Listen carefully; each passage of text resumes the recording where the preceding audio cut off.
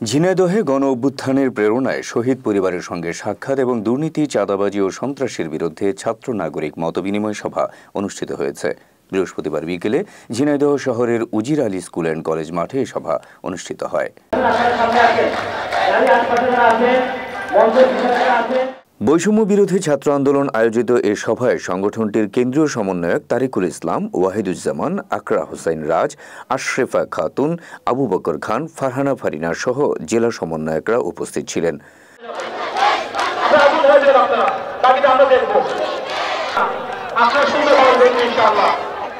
বর্তমান প্রজন্ম আগামীর বাংলাদেশ কেমন দেখতে চায়, জনগণ কি চায় তা জানতেই জেলায় জেলায় এ সভা বলে জানান সমন্বয়করা। এ সময় বক্তারা বলেন, আমরা দাসত্ব থেকে মুক্তি চাই, আমরা চাই বাংলাদেশের পুনর্জন্ম হোক। এ সময় বৈষম্য বিরোধী ছাত্র আন্দোলনের কেন্দ্রীয় সমন্বয়ক আরেফা খাতুন উপস্থিত ছাত্র নাগরিকের বিভিন্ন প্রশ্নের উত্তর দেন। সেবা সম্পাদক আক্তার ভাই ছিলেন, নাহিদ ভাই ছিলেন, সদস্য সচিব। বৈষম্য বিরোধী ছাত্র আন্দোলন থেকে প্রতিনিধিত্ব করতে এসেছি ঢাকা থেকে।